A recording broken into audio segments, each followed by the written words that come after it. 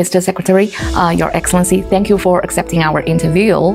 And actually, in the beginning of the interview, we have a gift from our Gansu Radio TV station, because this gift is also from Dun Huang about Macau caves. Yes, and we hope our media can open the present in the beginning of the interview. Yes? Yeah. It's a step. This is ticket. Yeah, it's also an image from Macau caves. Macau caves. Yeah, and actually, all these books are different. You can bring back to your family or your friends. Yeah. We hope that your experiences in Dun Huang make your friends or family come back to Dun Huang again. यो programme राखेर हामीलाई यो opportunity दिएकोमा दुगाङ सिटीलाई धेरै धेरै धन्यवाद छ। यो दुगाङ सिटीमा आएर हामीले यहाँको सांस्कृतिक सम्पदाहरूको बारेमा हामीले अवलोकन गर्न पायौँ। यहाँ संस्कृति, भाषा, रहनसहनको बारेमा हामीले जान्न पायौँ।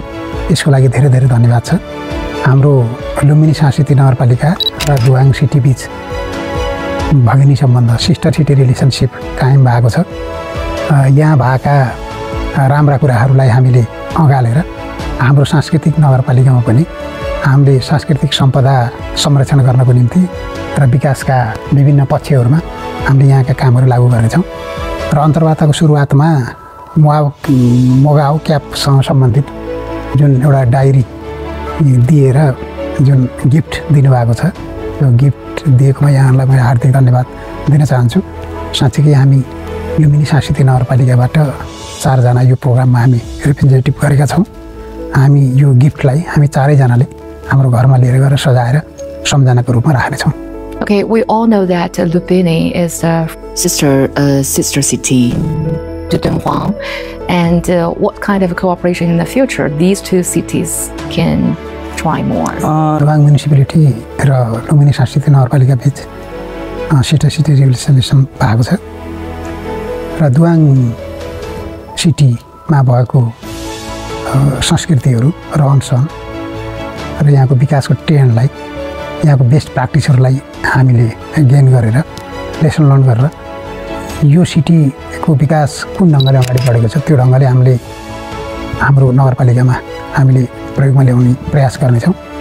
यहाँको बोडीले प्रयास गर्नेछ र त्यस्तै गरेर कतिपय कल्चरका कुराहरू, रहनसहनका कुराहरू हाम्रो लुम्बिनी सांस्कृतिक नगरपालिकामा पनि छ र ती कुरा त्यहाँ भएका बेस्ट प्र्याक्टिसलाई पनि दुगाङले अनि एक आपसमा साटासाट गरेर राम्रा कुराहरूलाई एक आपसमा आदान प्रदान गर्ने र सुधार गर्ने पर्ने कुराहरूलाई एक आपसमा छलफल अन्तर्क्रिया गरेर अगाडि बढ्ने अपेक्षा गरेका छौँ। Okay, the last question is, we know that Nepal and China are friendly neighbors for a long time. So the friendship of Lumbini and Dun Huang will bring what kind of new things to the friendship of Nepal and China? Nepal र China आफैमा पनि छिमेकी राष्ट्र हो। त्यो हिसाबले पनि नेपाल र चाइना बीच सम्बन्ध हुनु राम्रो कुरा हो। त्यसभित्र पनि दुगाङ सिटी र लुम्बिनी सांस्कृतिक नगरपालिका बीच सिस्टर सिटी रिलेसनसिप कायम गरेर अझ पनि प्रगाढ र नजिकको सम्बन्ध कायम गरेको छ। अब देशको हिसाबले चाइना नेपाल बीच सम्बन्ध राम्रो हुनुपर्छ, त्यो आफैमा सकारात्मक कुरा हो।